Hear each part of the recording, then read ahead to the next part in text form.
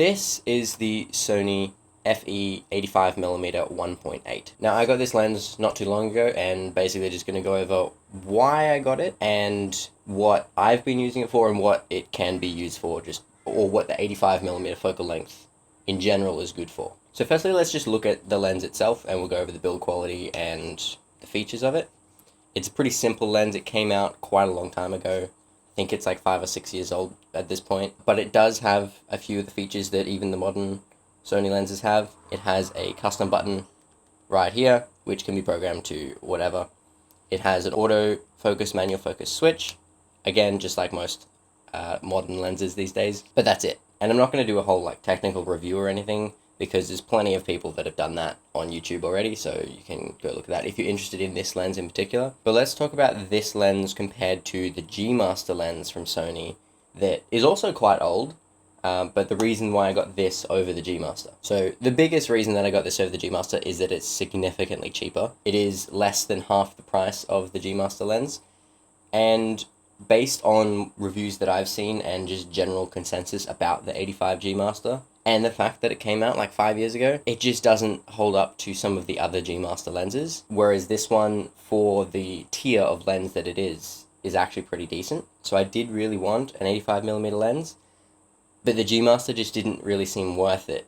So I thought I would get this sort of because this is my second lens for the Sony system, and I currently am filming on the 20mm 1.8 right now, and I do want to get better lenses like the 50mm 1.2 or maybe a good zoom, but this will sort of hold me over until I can do that, because I was feeling quite limited with just the 20mm. So I thought having an 85 would be a good contrast from that. But this compared to the G Master. Now, one big thing with the G Masters is they're all very well weather sealed.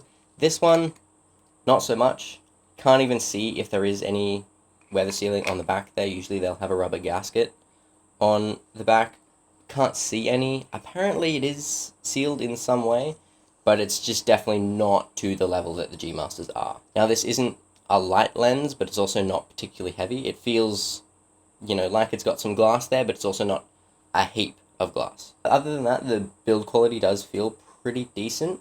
The one thing that I would say about the quality itself is the switches and buttons. They just don't feel quite as good as the ones on my 20mm G lens, which is not only it's a tier up, but it's also much newer. And the focus ring, it just doesn't feel that good, especially compared to the rubbery feel and then really nice smooth rotation of the 20mm. This just, you can tell it's kind of old. It's not that smooth. You can feel there's a bit of grit in there, and it's just a little bit uneven with the friction. It's not as smooth as you would like it to be. One thing I really do like about this lens, or really any lens that has a fully circular lens hood, is you can just put it down like that. You can put the camera down like that and not have to worry about it, which is kind of annoying because you can't really do that with the 20mm because it is a wide lens, so it kind of needs to not have a fully circular lens hood, but that's just a little thing that doesn't really matter that much. Okay, let's put this on the camera and we'll talk about why I wanted an 85mm in particular. Okay, so we got the lens on the camera now. One thing I will say, it is slightly bigger than the 20mm, and I do actually kind of like that, especially with the size of this camera and also the size of the camera with the cage on it now that I have a cage on it all the time. It just fits a little bit better. The whole thing is just a little bit more in proportion with a slightly bigger lens. But what we're going to talk about is why 85mm. Now, one of the things that I've always just really liked is the look of telephoto lenses. And I made a whole video about telephoto lenses when I was borrowing a Nikon camera with a 70-300. And I just much prefer the look of telephoto lenses or higher focal lengths in general. So I wanted something higher than the 20mm that I had. And I really like the 85mm for photography, particularly if there is a subject, like for portraits, for example, or product photography, or product videography, like the B-roll for videos like this. If I'm talking about a product, I would take B-roll with this lens. Now, I can't really take B-roll of this lens with this lens, so you're not going to have that in this video, but I will take some example B-roll of other products with this lens, so just so you can see and even see the difference between this and the 20mm. I also really like it for these sort of shots. Currently, this is the 25mm lens on my G85, which is equivalent to a 50mm on full frame. I really like the field of view, the compression, the just how it all looks at, that 50 to 85mm focal length. The only downside to using higher focal lengths, particularly inside like this, is maybe you won't have the space. I have to be a little bit creative with how I do my shots to have the space to put this camera somewhere. So actually, when I switch over to this lens in a second, we're actually going to go outside, so I have a bit more room. For photography, 85mm is a very common focal length for portraits because of how flattering it is on human faces with the way that the perspective works with compression. Now, compression, I've tried to explain it before. I don't think I've explained it very well, but it's not an inherent thing with focal length. It's more of a distance to the subject thing, but that's not for this video. But it's just very flattering on particularly human subjects, but any subject in general. And it also allows you to have a very nice out of focus background because the higher the focal length, generally the shallower the depth of field will be, therefore the blurrier your background will be and your foreground. And one thing that I have really liked is adding foreground elements to higher focal length shots because they're so out of focus and because of the compression. It just looks really nice, and it looks a little bit more, I don't want to say filmic or cinematic or anything. I don't want to say that, but it kind of does look a bit more like a movie, because I know in a lot of movies they do use, 50, 85, 70, 135, that's sort of like a lot of those focal lengths are used. But that's sort of everything theoretical about this lens. So this is what the 85mm looks like, and it is sitting about 2.5 meters away from me right now. So it is a little bit harder, like I mentioned, to use in a relatively small room, unless you're trying to get a pretty close-up shot. The issue with that, though, is this lens in particular, the close focusing distance isn't all that close. I'll put it on the screen right now, but I think it's like 0.9 meters or something like that. It's by no means a macro lens, but this is a sort of focal length and just shot sort of thing that I like. Okay, like I understand the appeal for the really wide focal lengths with having the camera really close because it feels like I'm close to you sort of thing. But I just think this looks better. I don't know what it is, but that's just sort of my personal preference, I guess. So I am going to shoot a lot of videos like this, but then I will also use my 20mm and use that ultra wide lens for, obviously this is a lens that you can't use for vlogging, for example. You can't hand hold this and film yourself. It's just not going to work. But basically what I'm going to talk about now is my experience using this lens for photo and for video. Now I've gone on a couple walks. I did actually a POV street photography in the city. That was the last video.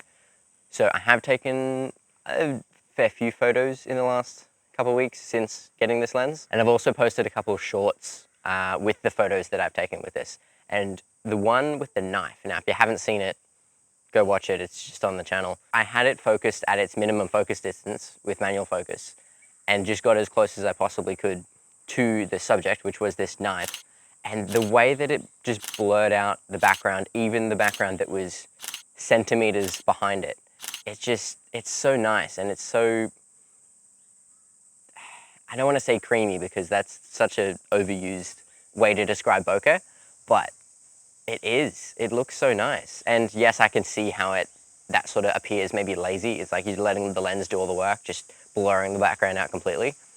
But that doesn't change the fact that it still looks good. Oh my God, stop. So I have tried taking some sort of like self-portraits as well, which I'll put a couple up here. I don't mind these photos, but also I would much prefer if I could take portraits of other people. I just haven't got the chance to really take proper portraits of anybody with this lens yet. And that is, I think, what would be a really strong suit of this lens is portraits, and that's well known. 85mm is a very common focal length for portrait photographers. Just the way that it isolates the subject and can blur out the background completely if you don't want any background and just blur it away. And the 1.8 aperture does help with that, but the 85mm focal length will kind of just do that on its own. Even at like something like f4 would make a reasonably blurry background if the background is far enough away from the subject that is close enough to. For example, if we're this far away, but the background behind me was way further away, it would get very blurry very quick. And this is even an f2. I wanted to go at 1.8, but it's just a little bit too bright. So we're at f2 right now, but it appears blurry enough. I also tried to take some street photos with this, as you can see from the street photography video. And, you know, there were some photos that I liked. There were a lot that I didn't, but there were definitely some from further away than I would have thought that actually looked pretty decent. But one of the big things that I noticed taking this out, and I mentioned it in that video, is unless you have a subject relatively close to you, it just looked like there was nothing interesting in the frame, no matter where I pointed it, unless there was a clear subject close enough. So it was almost like it was too wide to take the photos that I was trying to take, but also much too tight to take, you know, a wide landscape shot. But overall for photo, it takes pretty good photos. It's reasonably sharp. Now, I haven't been able to compare it to anything else because I don't have anything else to compare it to, but it looks good. That's sort of all I can say. I'm not a big fan of the manual focus ring. As I mentioned before, it's not very smooth, but it's not terrible. The autofocus for photos, as long as you're not at that close focus distance, it's not too bad. The only other issue that I have found is shooting through things like flat screens or glass. It can often focus on, you know, the flat screen of the glass instead of what's behind it.